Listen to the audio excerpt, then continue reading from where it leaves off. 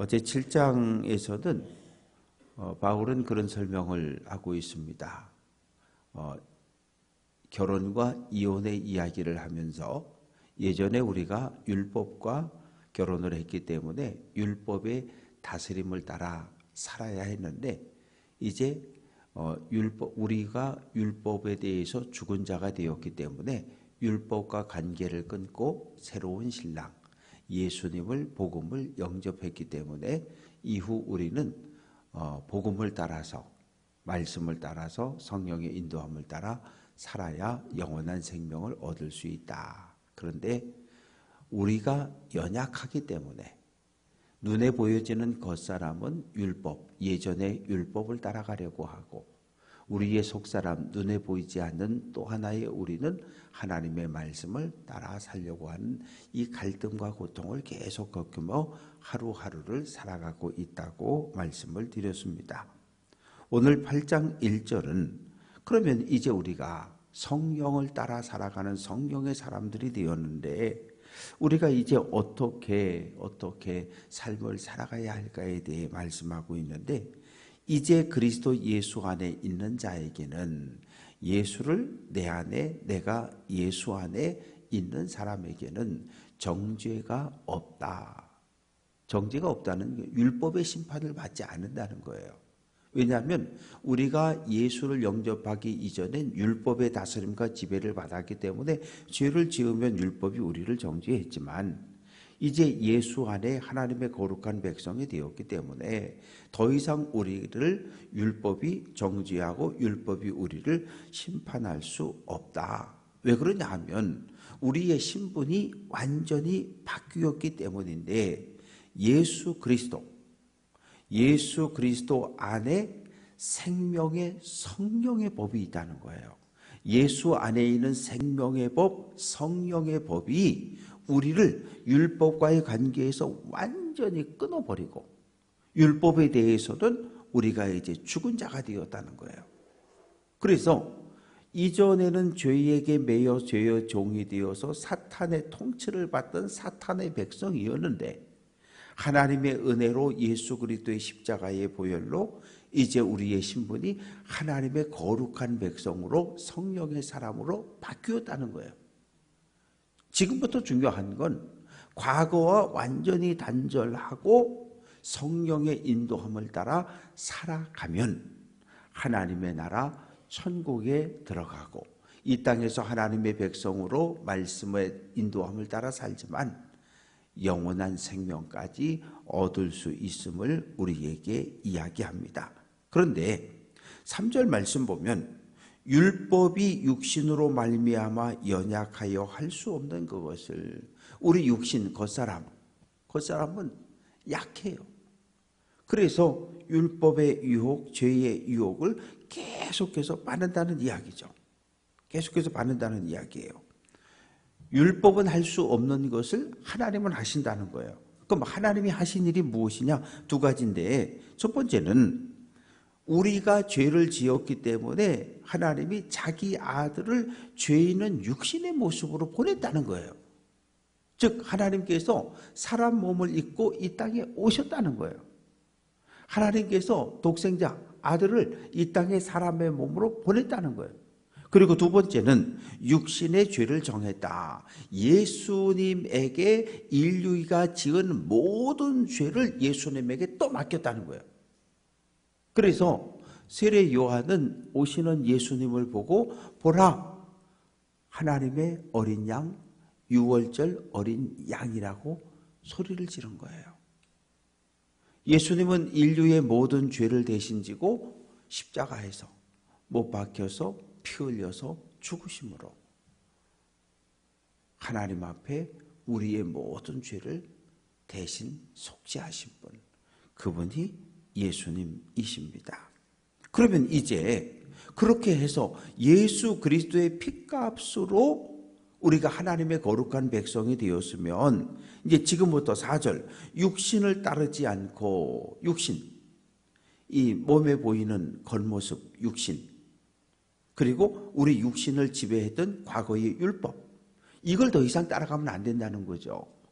그러지 말고 영을 따라 행해야 된다는 거예요. 그래서 바울은 지금 속사람, 겉사람, 속사람, 육체, 영 이야기하는데 육체와 겉사람은 눈에 보이는 나고 영과 영혼과 속사람은 눈에 보이지 않는 또 하나의 나예요. 그래서 하나님이 우리를 창조할 때 흙을 가지고 창조하셨고 그 속에 하나님의 영을 불어넣으셨는데 육체와 겉사람은 눈에 보여지는 진흙, 겉사람, 나고 눈에 보이지 않는 속사람과 영혼은 눈에 보이지 않는 나예요. 이것이 계속 충돌하고 있다고 바울은 또다시 우리에게 이야기합니다. 그래서 5절 말씀 보면 육신을 따라가려는 자는 육체의 법, 우리를 다스렸던 율법, 과거의 남편, 율법을 따라가려고 하는 사람은 육신의 일을 행하게 되고 그러나 성령, 하나님의 영을 따라가고 다스림을 받는 사람에게는 영의 일을 생각한다. 그런데 육신의 일, 겉사람을 따라 살다 보면 그 마지막은 죽음이라는 거예요. 그 마지막은 죽음이고 6절 영의 생각은 생명과 평안이다.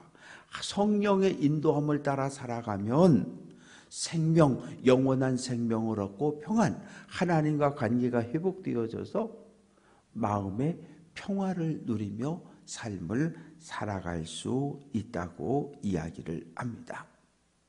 바울은 죽음을 두 가지로 이야기합니다. 첫 번째, 하나님과의 관계가 완전히 단절되어지고 끊어진 것을 속사람의 죽음이라고 이야기해요. 그리고 그 이후에 이제 자연사를 하든 사고를 하든 병으로 세상을 뜨든 이 세상을 떠나는 것을 육의 죽음이라고 이야기를 합니다. 우리에게 육체의 죽음보다 먼저 오는 것이 속사람 영혼의 죽음이 먼저 오는데 그것은 하나님과 관계를 맺은 사람은 영이 사는 거고 하나님과의 관계가 끊어진 사람은 영이 죽었다라고 표현을 합니다. 그래서 7절 말씀 보면 육신의 생각은 육체를 따라 악을 행하며 죄를 짓고 불법과 부정을 저지르며 살아가는 겉사람의 생각은 하나님의 원수, 하나님과 대적하는 자리에 서게 된다는 거죠. 우리는 하나님 편에 서야 하는데 하나님의 법에 굴복하지도 않고 굴복할 수도 없다. 즉 하나님의 말씀을 듣고도 순종하지도 않고 순종할 수 없는 불순종과 불신앙의 삶을 살아가게 된다고 이야기하면서 8절 육신에 있는 사람들은 하나님을 기쁘시게 할 수 없다. 그럴 수밖에 없잖아요. 왜? 육신을 따르는 사람은 하나님을 대적하는 자리에 서게 하는데 하나님을 대적하는 자리에 서 있는 사람은 결단코 하나님의 마음을 기쁘게 할 수 없다. 그러면서 9절에서 이야기합니다. 너희 속에 하나님의 영이 거하시면 우리 안에 하나님의 영 성령이 거하면 우리는 더 이상 육신을 따라 살지 않아요. 겉사람을 따라 살지 않고 이 속사람 성령의 인도함을 따라 살아가는 겁니다. 그런데 우리 안에 하나님의 영, 그리스도의 영, 성령이 없으면 우리는 그리스도의 사람, 예수의 제자가 하나님 거룩한 백성이 아니란 이야기예요. 왜냐하면 우리가 예수님을 내 인생의 주인으로 고백하고 영접하는 그 순간 성령께서 우리 안에 내주하시잖아요. 그래서 성령이 내 안에 내주하시기 때문에 그때부터 내 인생의 삶을 이끌어가는 분이 성령인 거예요. 우리가 기도하는 이유는 무엇입니까? 하나님의 뜻을 깨닫기 위해서 성령의 인도함을 받기 위해서 기도하는 거잖아요. 뭐 그럴 필요가 없다면 하나님의 말씀도 하나님의 뜻도 성령의 인도도 필요가 없다면 기도하러 나올 이유가 없어요. 왜? 기도는 항복.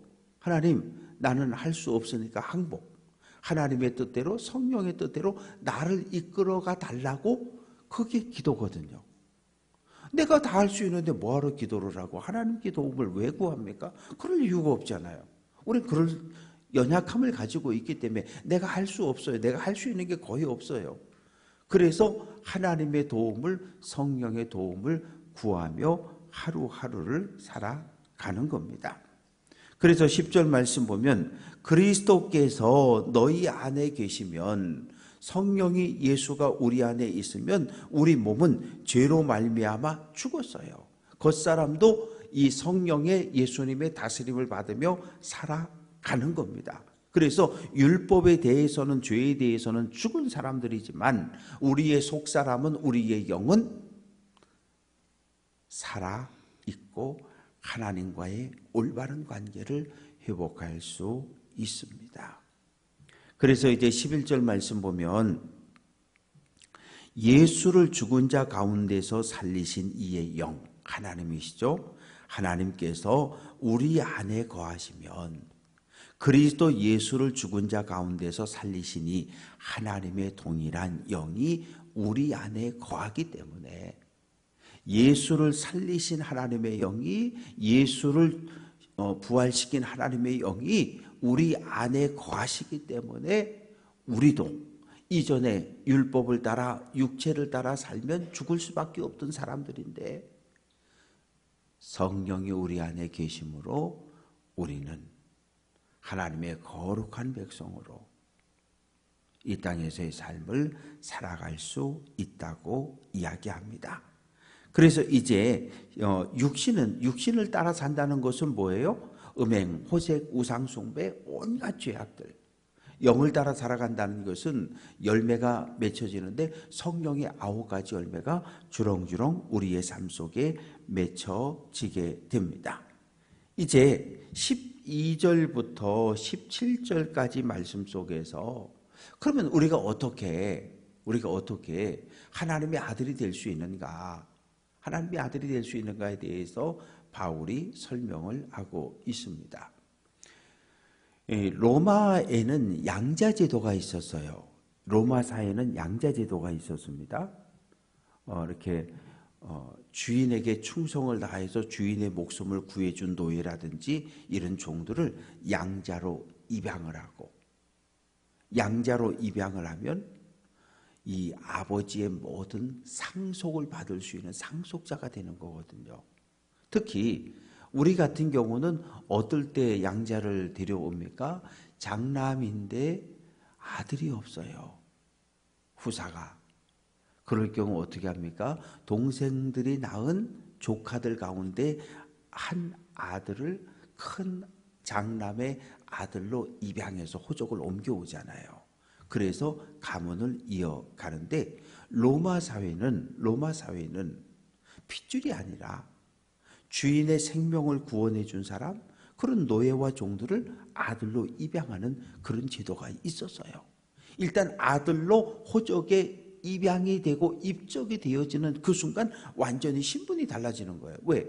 종에서 아들이 되는 거거든요. 양자가 되는 거거든요. 양자가 되는데 양자라고 하는 것은 아들과 동일한 권위를 갖게 되는 거예요. 그럼 우리가 어떻게? 그래서 12절 형제들아 우리가 빚진 자로 돼 육신에 져서 육신대로 살 것이 아니라. 겉사람을 따라 살다 보면 죄를 짓고 그렇게 살다 보면 우리는 하나님과 원수가 되고 하나님의 은혜를 입을 수 없는 자리에 서게 됩니다. 13절 너희는 육신대로 살면 반드시 죽는데 영으로서 몸의 행실을 죽이면 살리라. 성령을 내 인생의 주인으로 모시고 성령의 가르침을 따라 말씀을 붙잡고 살아가면 우리의 영혼이, 우리의 속사람이 산다는 거예요. 그래서 14절 하나님의 영으로 성령의 인도함을 받는 사람이 곧 하나님의 아들이 된다. 이건 내가 할 수 있는 게 아니에요. 예를 들어서 공고가 났어요. 천국에서 하나님의 아들로 입양되기를 원하는 사람은 여기다 기록을 해라. 그래서 갖다 이름을 써놓고 그랬더니 이렇게 뺑뺑이를 돌려서 탁 해가지고 그렇게 양자된 거 아니거든요. 우리가 선을 많이 행해서 이 땅에서 덕을 많이 쌓아서 그것으로 인해서 하나님의 아들로 입양된 거 그것도 아니거든요. 우리가 하나님의 아들을 양자로 입양되어진 건 하나부터 열까지 나와 상관없는 하나님의 은혜라고 하는 거예요. 이 이야기를 지금 바울은 계속 하고 있습니다. 하나님의 은혜로. 로마 사회에서는 내가 노예가 공을 세워야 귀족의 아들로 입양이 되어지는 거고, 우리 조선 사회에서는 핏줄이 같아야 양자로 입양이 되어질 수 있는 거지만, 오늘 신앙의 세계에서 이 삶에, 우리의 삶에서 하나님의 아들로 입양되어지는 건 내 노력이나 선행과 상관없이 철저한 하나님의 은혜로 입양이 되었다는 거예요. 입양이 되는 그 순간부터는 하나님을 아버지라고 부를 수 있는 거예요. 노예는 주인님이라고 불러야 돼요.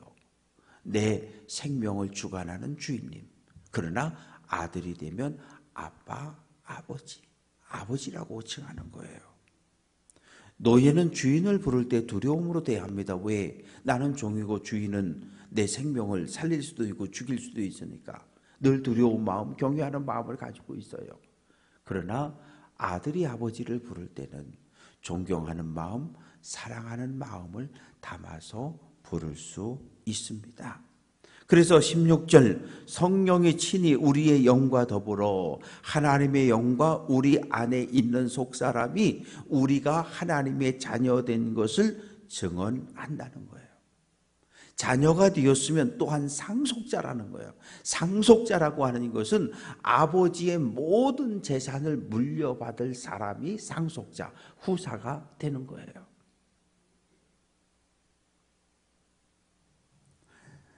율법을 따라서 육체의 일을 행하면서 온갖 음란과 음행과 우상숭배와 여러 가지 죄를 지으면서 살던 우리들이었는데, 하나님의 은혜가 있었고 하나님께서 독생자 예수를 이 땅에 보내셨고, 그리고 우리들이 지은 모든 죄를, 그 죄값을 대신 지고 십자가에 죽었어요. 우리가 믿는 건 그거밖에 없어요. 예수님이 내 죄를 대신 지고 십자가에 죽었다는 거예요. 예수님이 우리의 모든 죄를 짊어지고 골고다 언덕에서 못 박혀서 피와 물을 다 쏟으시고 죽으셨다는 거예요. 그걸 우리가 믿는 거거든요. 그거 믿는 거예요. 그 예수를 믿는 거예요. 그 예수를 믿는 그 믿음 때문에 하나님과의 관계가 다시 연결되어지고 회복되어져서 하나님의 거룩한 백성이 되었다고 이야기합니다. 이제 바울은 우리에게 옛날처럼 육체 겉사람을 따라 살아가지 말고, 그러면서 죄 짓는 자리로 돌아가지 말고, 이제 180도 돌아섰으니까 오직 하나님의 말씀을 붙잡고 성령의 인도함을 따라 이 땅에서 하나님의 거룩한 백성으로 살다가 마지막에 하나님의 나라에 들어가자고 권면하고 있습니다. 바라고 소망하는 것은 내가 내 인생의 주인이 아니고 내 안에 계신 하나님의 영, 그리스도의 영, 성령이 내 인생의 주인됨을 순간순간마다 고백하며 믿음의 길을, 믿음을 꼭 잡고 달려갈 수 있는 귀한 성도들 될 수 있기를 주님의 이름으로 축원합니다.